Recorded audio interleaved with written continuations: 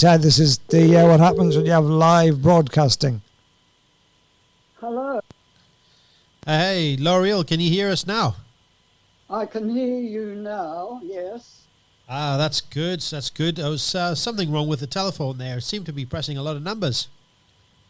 I don't know. Yeah. Anyway, We've got you now. That's the main thing. we're okay at the moment. Yeah. That's good then. Alrighty.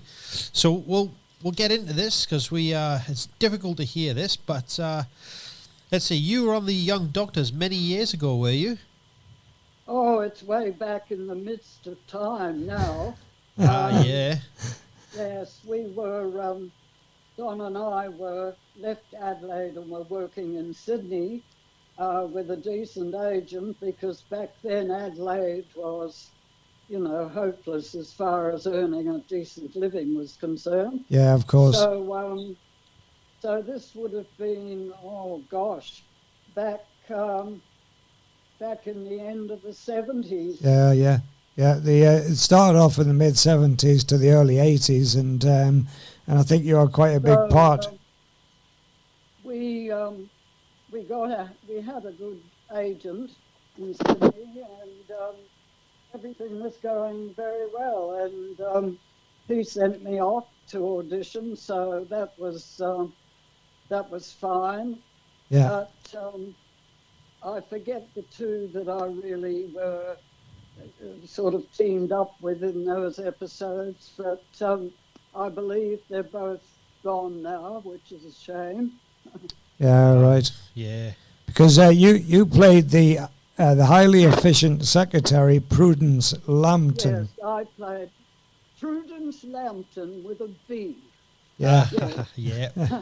She got up everyone's nose because she tried to organise and reorganise everybody. Well, I barely remember that character because it was a while ago for me. I remember being sort of OCD. Is that right? This is a terrible line. All right. Well, let's just say she was fairly organised and a little bit too organised. That's what I've found. Oh yes, she really annoyed them to the stage at the end they couldn't cope with her. So it was a very, very good, fun part to play. Yeah, exactly. It says here, Lariel, the fact that your character even started dictating what Dr. Snape should eat and drink during office hours. Oh, of course. Yeah, that's it, you see. So that was the power your character had. Pardon? That was the power that your character had. So, Lariel, you started your career in Adelaide as a professional model. Is that correct? Well, yes. Very, very quickly. I was a country girl, only child. Graduated finally high school. Did 2 office jobs. Hated both of them. And our iconic department store, John Martin's, were advertising for young ladies to become beauticians. So I went over, saw the staff superintendent. No, you have to be 21, but I need a new receptionist. So I ended up being a receptionist there.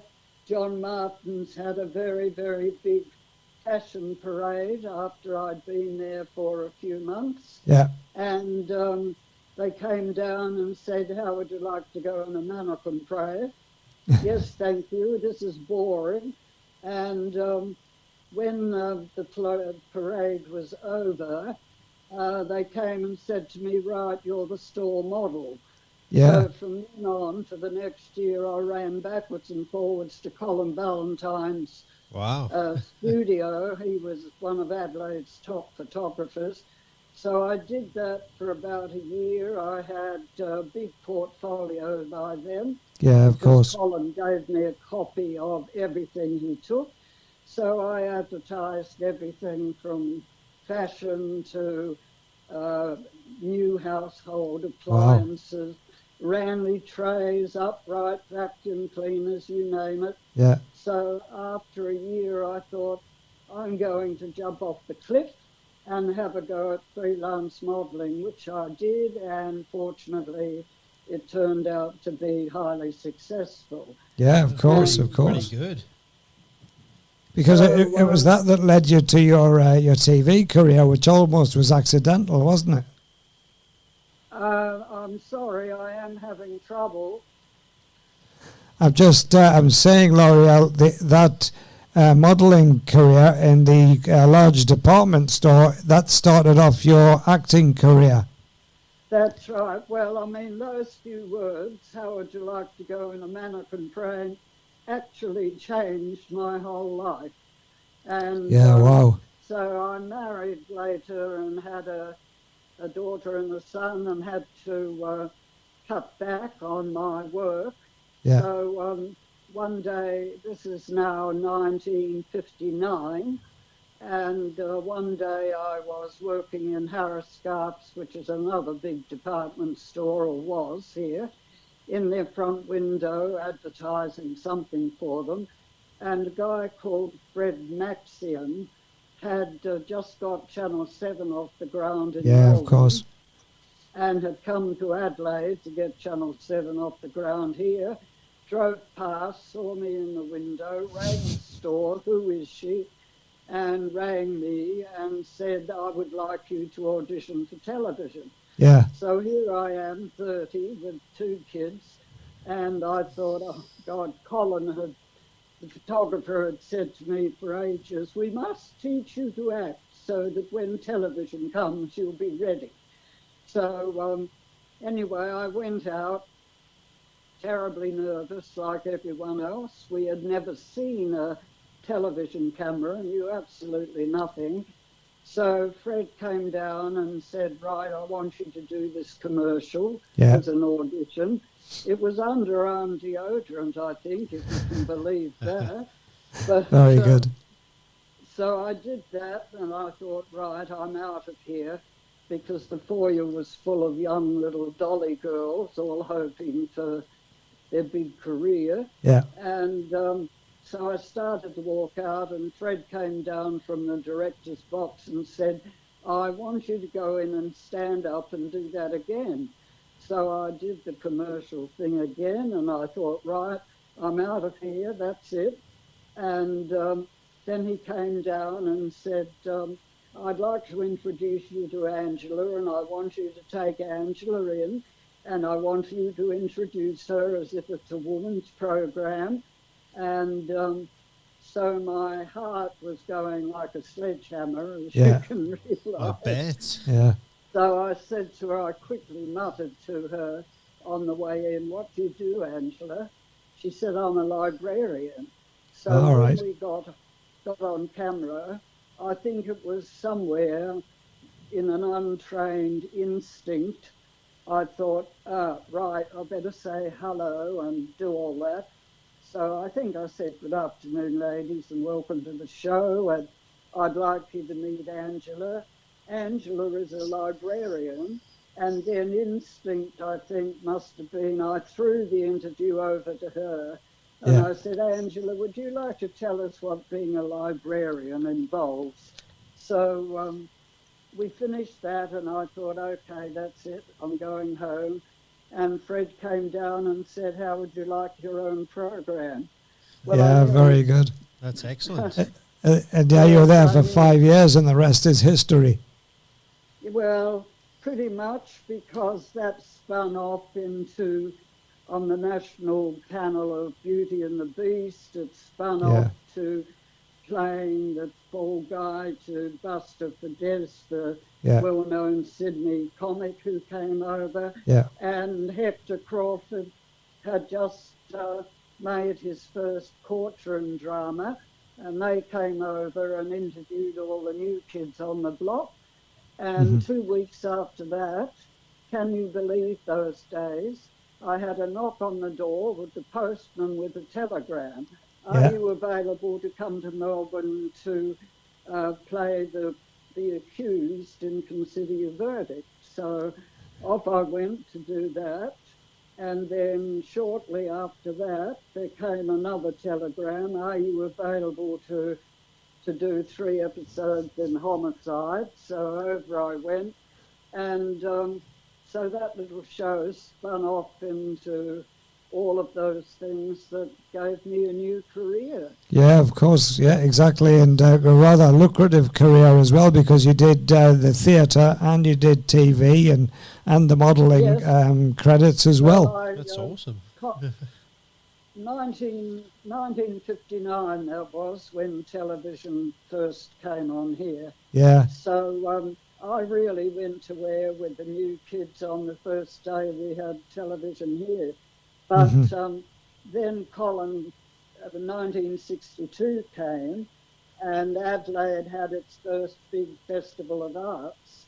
And so Colin Ballantyne, the photographer, was also a theatre director, and he said, I want you to play in this incredible West Indian prize-winning play called something on a rainbow shawl. And I thought, what?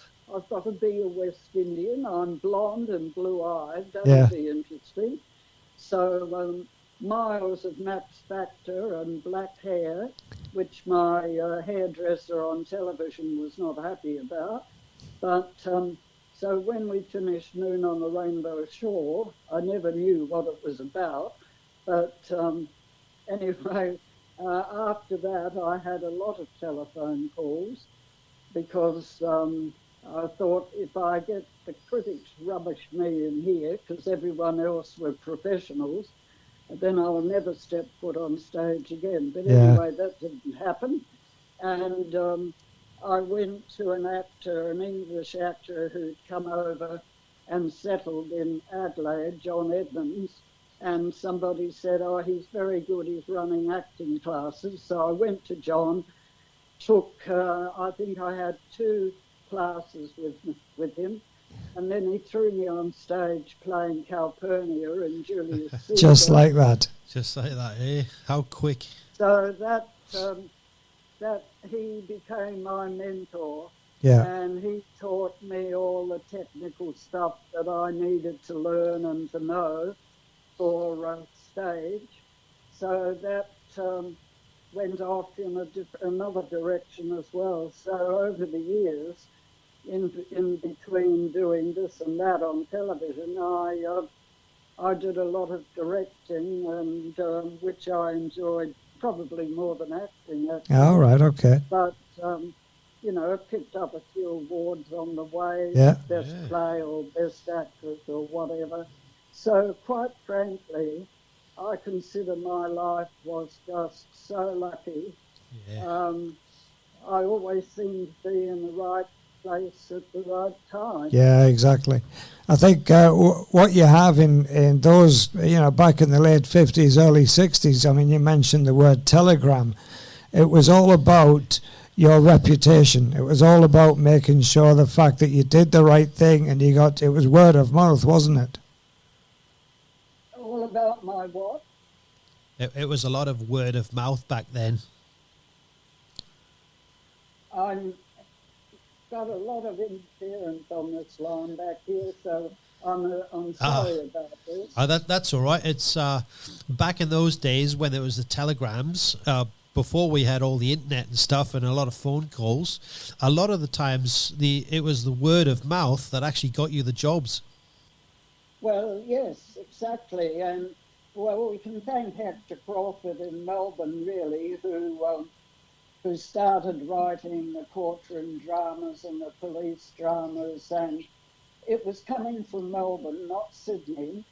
And so then after 1962, when John Edmund, we started the first theatre in the round in Adelaide, and the South Australian Theatre Company was formed, and then a director from Sydney came over when I ended up playing leads with John in the own theatre there, and the Sydney director came over and saw John and I playing opposite each other in, I think, a show called The Rehearsal.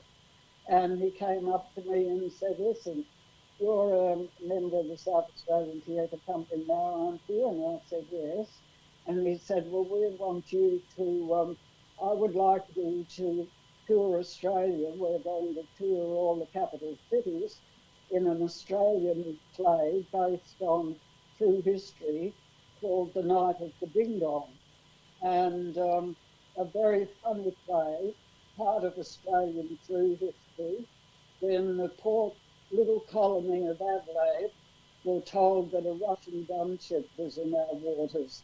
So the whole colony panicked, and they built Fort Marks and put in a huge cannon, which is still there today. And we were all in crinolines and things. This was about 1989, perhaps. And it was written by Ralph Peterson, who worked for the ABC at that time. And it was a really, really funny play with Colonel Beecham and his stupid son, Thaddeus. And I played the dithery wife. And so anyway, they got these rascally builders to build the fort and put flares there so that the people could be warned. And they put a guard there, but unfortunately he knocked his pipe out on the flares, and the flares went up, and the whole colony, because Colonel Beecham and the son, they were the soldiers, raced off bravely into the night to fight the Russians. Yeah, exactly. He came home with a bandage on his head because he'd fallen off his horse. The son, Thaddeus, lost his way and spent the night sleeping in a haystack in one of our suburbs. And so we toured, Melbourne, Sydney, Canberra, Tasmania, Launceston, Hobart, and Sydney. I think the only place we didn't tour to was Brisbane, but we played Perth and finished the season back here in Adelaide. So then Reg Livermore arrived. He'd written a play called West of the Black Stump, and I'm sure people in the UK have heard of Reg. Yes. He was pretty famous over here. So we played a season and toured the state with West of the Black Stump, which was a comedy, a send-up of cowboys and Indians and things. Yeah, of course. So then Don and I got sick and tired of the useless agent that we had here, and we went off to Sydney, and that's where it all started to happen for us. Yeah. That's pretty good. I see recently also in 2018, you actually received... Richard Flynn Award. Yeah, the Richard Flynn Award for sustained excellence. Sustained excellence on contribution to theatre. Yes, that's correct. That I retired finally, but Don got Alzheimer's, and I spent 8 years when we came back to Adelaide, because my parents were both ill and I'm an only child, and I was missing the kids anyway. So I was directing Don in an Agatha Christie for the Adelaide Rep. And I noticed that he was hesitating before picking up some cues, and I really felt a chill go through me because, if you're working professionally, that is a complete no-no. Yeah, and, yeah, for sure. So I took him to be examined by one of the doctors at the hospital, and my world crashed around me because, yes, he had Alzheimer's. So I gave up pretty much acting, and I directed mainly because I could take him and sit next to me while that's the I best was, way, working. Yeah, but of course. eventually that became too much as well, and finally, after 8 pretty tough years, I had to put him into a nursing home. So that sort of shattered my world a bit. Yeah, it would do. The thing is, as well, it's an extensive career that you had, Lariel, and it's spanned over 60 years. Considering that I'd never had any training, I can't believe how lucky I was to end up with the career that I did have. Yeah, absolutely. So somebody must have looked after me, I think. Definitely somebody up there is looking after you. So, anyway, I mean, we could go on for hours, but I did a lot of radio talkback stuff, and I did a lot of radio interviews for the ABC, and, you know, it's been a very interesting life. Yeah, it certainly sounds like something. I bet you if you could go back in time, would you do it all again? Pardon? Yes, I would. I would certainly know a lot more than I knew when I started out. But, yeah, you know, by my favourite, I got several awards. I got Best Actress from Golden Pond and Eden House and 2 or 3 others. And I had award for Best Play, which was the importance of being earnest. And that's a brilliant lot of achievement. Director, best whatever. And just about everything that I did direct was nominated. So, yes, I quite enjoyed directing because I enjoyed the journey to get there, actually. It just sounds like you're a natural. Yeah, definitely natural at it, huh? It's so hard to hear you with this scratching on the line. Oh, I bet, yeah. Okay. Sometimes the telephone line does get a bit crackly, so I have to apologise about that. Our weather over here, there's a freezing wind blowing outside, so that's probably not helping. Yeah, that's right, yeah. At least, well, we've got the sunshine over here at the minute. Oh, I hate you. Well, actually, I don't know what your weather is like, but it's like a yo-yo over here, with it hot one day, freezing cold the next. Oh, that's exactly what it's like. Have to wear masks all the time. Yeah, we're lucky we don't have to do that now. So, but South Australia's been extremely lucky. We don't have any infections at the moment. I've been vaccinated. So I hope you all stay well over there. Yeah. Yeah, you too. Well, I think that about sort of wraps our questions up for the day, unless you'd like to add anything. Well, not really. My life now with the hearing loss is the last time I decided, mind you, I could hear fellow actors without any problem at all on stage. But now that we're all in masks and things, it makes it very difficult with everyone muttering, and I feel like saying, darling, open your mouth and speak. Yep. But, I don't think so. The only thing I would say, that when Don and I came back and, work was still practically non-existent, every time I auditioned in Sydney, and I got several auditions, and unfortunately a couple of them fell through the hoop because I auditioned for Showboat. I played it here and I got that, and then I auditioned for Butterflies Are Free and I played that here and I got that, but they cancelled Showboat, which was awful because it was a 6-week season, because they had a fight over the rights. And then Butterflies Are Free, they didn't tell me it was for a cruise ship.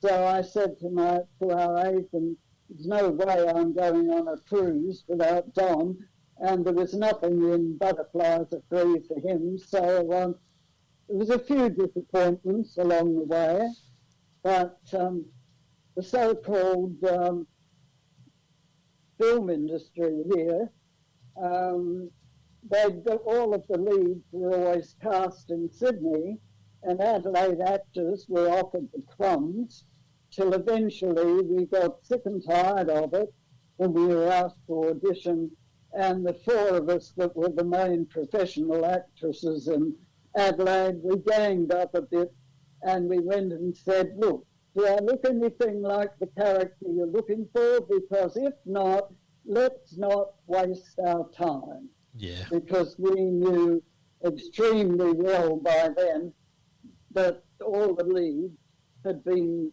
cast in Sydney. But that's every question, every audition I went to over there. Oh, why did you come to Sydney? You've got the film corp. I said, make me laugh. Yeah. But anyway, that's about the story. It was continual work, and so I've got a very artistic family. My daughter's a published poet. My son was a musician with his own recording studio, and wow, that's my excellent. granddaughter is one of the top children's animators and writers Wow. in Sydney at the moment. So, you know, I'm pretty lucky with the family. Yeah, that's right. And the good thing is that you've obviously taught them well. Yeah, definitely. Lariel, would you like us to play a song for you? Add, unless you have any other questions. We did one quickly. Don and I started a touring company when we got back here, and we realised that Adelaide actors were just not getting any paid work. So we started a touring company. So we toured for 3 years, and I wrote, choreographed, and did the costumes for 3 different shows. So that brought in a bit of work for some of the really good actors who would never have got anywhere unless they left Adelaide at that stage. Mm-hmm. But not anymore. Things have improved a lot. Yeah, but the thing was, what you managed to do was to provide for those actors, which is fantastic. Yep, and the legacy will go on. Pardon? I see. What Mike said was, sorry, I'll get you to repeat that, Mike. Yeah, no, I'm just saying that what you've done is that you've managed to provide for other actors, which means your legacy is going to go on. Yeah. Yeah, well, I think people have to remember that back then there was no such thing as superannuation, and certainly actors didn't get it. Yes, of course. So, you know, you had to really keep in work to earn a reasonable living. Yeah. No, that's right. Exactly. Lariel, we're going to wind up just now, but what we always do with our interviewees is ask if there is a specific song that you would like us to play for you.